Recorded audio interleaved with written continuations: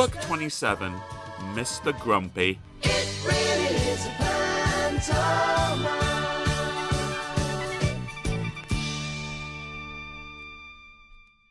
It was a lovely summer evening. Mr. Grumpy was at home, Cross Patch Cottage. He sat down in an armchair and picked up a book. And then, do you know what he did? He tore all the pages out of it. Every one! Mr. Grumpy can't stand books. He has a shocking bad temper. In fact, he's quite the most bad-tempered person you can imagine. Grumpy by name and even more grumpy by nature.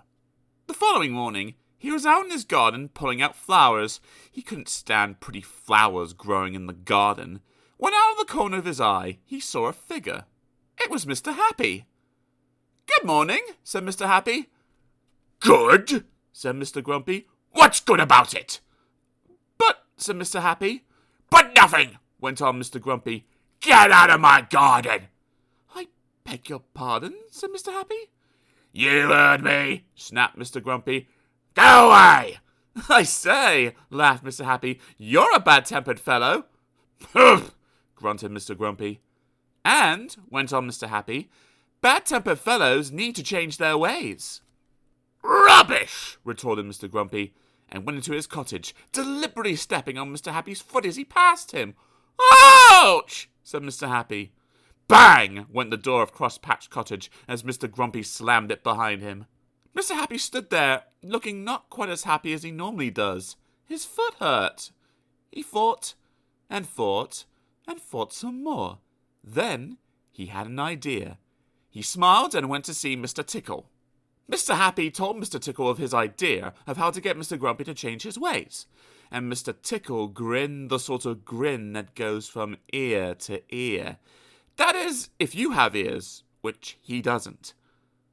"Oh!" he grinned, rubbing the hands at the end of those extraordinary long arms of his together. "That sounds fun!" That afternoon, Mr. Grumpy went to town, shopping. He walked into Mr. Meat's shop. Mr. Meat was a butcher. "Give me some sausages!" snapped Mr. Grumpy. "And be quick about it!" Poor Mr. Meat, who was frightened of Mr. Grumpy, did as he was told. But, as he was doing as he was told, something appeared through his shop doorway. Do you know what it was? It was an extraordinary long arm belonging to... Well, you can guess who it belonged to, can't you? That extraordinary long arm of Mr. Tickle's came in through the door, and across the shop, and up to Mr. Grumpy, and tickled him. "Ow!" squeaked Mr. Grumpy in alarm, dropping his sausages and looking around to see what had happened. But could he see anything? He could not. "Pfft!" grunted Mr. Grumpy, and picked up his sausages and went next door, to the cake shop. Crash went the door of the shop. "Give me a cake!" snapped Mr. Grumpy, "and hurry up!"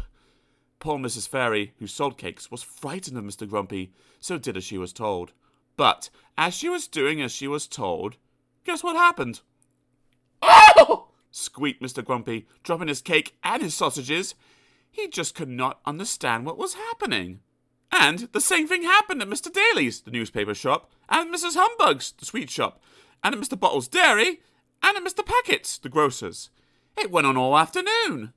And all afternoon, Mr. Grumpy kept being tickled, and dropping his shopping, and picking it up, and being tickled, and dropping his shopping, and picking it up, and being tickled, and dropping his shopping, and... he just could not understand it. On his way home to Cross Patch Cottage, he met Mr. Happy again. "Hello," grinned Mr. Happy. "Having a nice day?" "Get out of my way," snapped Mr. Grumpy, "before I kick you!" But almost before the words had passed his lips, that extraordinary long arm of Mr. Tickle's had appeared from behind a tree and tickled him yet again. He jumped in the air and dropped all his shopping yet again and fell over. Mr. Happy looked at Mr. Grumpy lying amid a jumble of sausages and cake and newspapers and sweets and milk and cornflakes. "I think," he laughed, "that if you were to change your ways and be not quite so bad-tempered quite so often, this sort of thing might not happen to you quite so often." grunted Mr. Grumpy. He picked up all his shopping yet again and went home to Cross Patch Cottage. But on his way, he did think about what Mr. Happy had said, because he very definitely did not like what had happened to him that afternoon. Mr. Happy and Mr. Tickle laughed and shook hands. And so, after that, Mr. Grumpy did try to be not quite so bad-tempered quite so often. And the more he tried, the less he found he was tickled. And so, he tried more and more. And these days, he's quite a changed person. Why, only the other evening, he picked up a book, and you know what? He only tore out one page.